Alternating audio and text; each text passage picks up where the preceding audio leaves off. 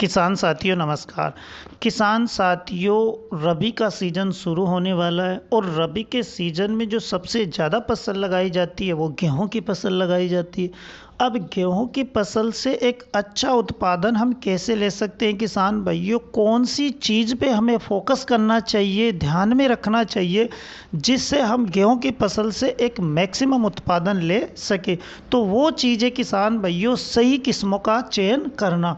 अगर हम एक अच्छी किस्म का चयन करते हैं तो हमें अच्छा उत्पादन मिलता है और गलत किस्म का चयन करते हैं तो हमें उत्पादन नहीं मिलता है। तो इस वीडियो में हम आपको गेहूं की एक ऐसी किस्म के बारे में बताएंगे जिसे अगर आप लगाते हो किसान भाइयों तो बहुत ही अच्छा उत्पादन ये वैरायटी निकाल कर देती है। रोगों के प्रति भी सहनशील वैरायटी है और सबसे अच्छी बात है कि अगेती और फचेती दोनों के लिहाज से एक बहुत ही बढ़िया वैरायटी है किसान भाइयों।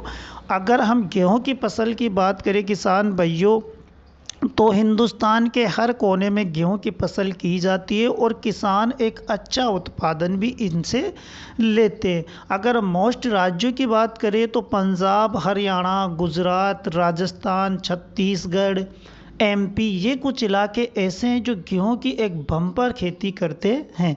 अब किसान भाइयों, एक अच्छी किस्म के साथ साथ हम आपको इस वीडियो में एक ऐसी टेक्नोलॉजी बताएंगे कि जिस हिसाब से अगर आप गेहूं की खेती करते हैं तो आपको उत्पादन तो भरपूर मिलेगा ही, सबसे बढ़िया चीज़ ये रहेगी कि आपको क्वालिटी भी बहुत अच्छी मिलेगी।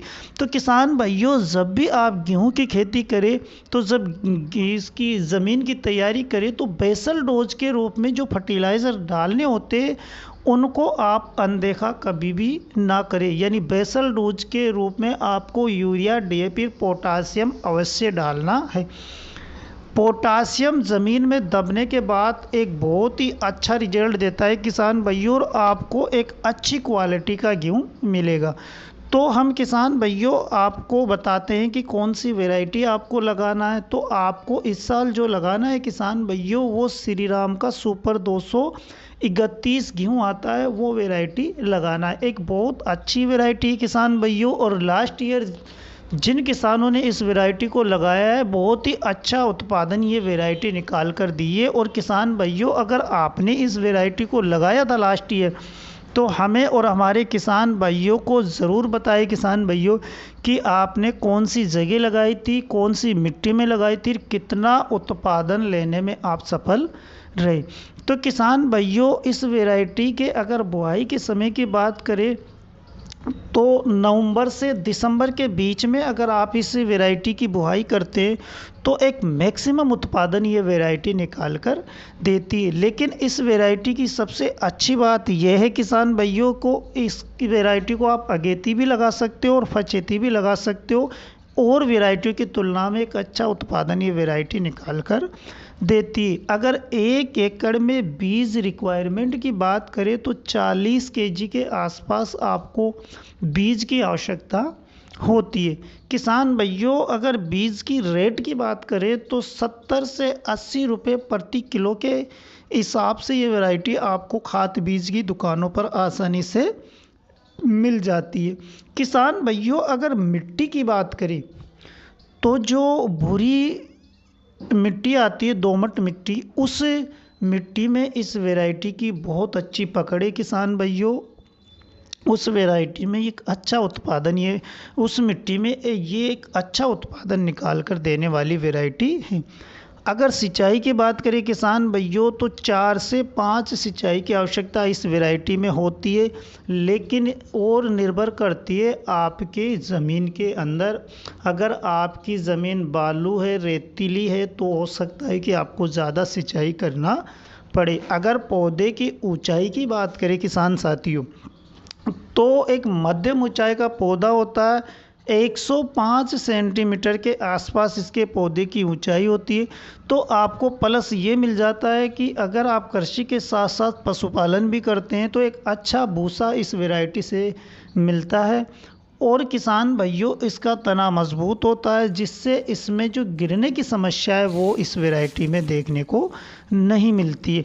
तो उन इलाकों के लिए अच्छी है किसान भाइयों जिन इलाकों में लास्ट में मौसम ख़राब होता है, हवाएं चलती है, बारिश होती है तो और वैरायटी उसमें गिर जाती है, तो इस वैरायटी में गिरने की समस्या नहीं आती है। रोगों के प्रति भी बहुत सहनशील वैरायटी है किसान भाइयों।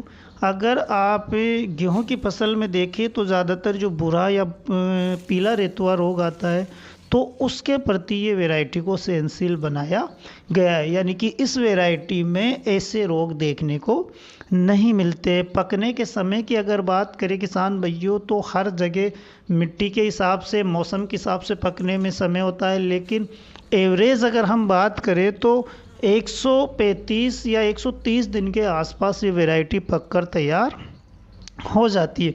उत्पादन के लिहाज से बहुत ही शानदार वैरायटी है किसान भाइयों। इसका दाना चमकदार होता है, वज़नदार होता है और 1000 दानों में अगर वज़न की बात करें तो 48 से 50 ग्राम के आसपास आपको वज़न देखने को मिलता है किसान भाइयों।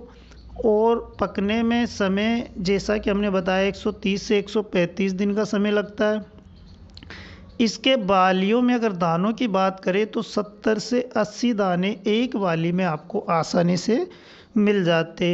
हर राज्य में इसकी खेती की जाती है किसान भाइयों, लेकिन स्पेशल अगर हम बात करें तो छत्तीसगढ़, पंजाब, बिहार और राजस्थान, इन इलाकों में प्रमुख रूप से इस वैरायटी की खेती की जाती है। तो किसान भाइयों ये थी श्रीराम का सुपर 231 नंबर। अगर आप इस वैरायटी की खेती करते हैं तो एक अच्छा उत्पादन ये वैरायटी हर मौसम में और हर मिट्टी में आपको निकाल कर देती है।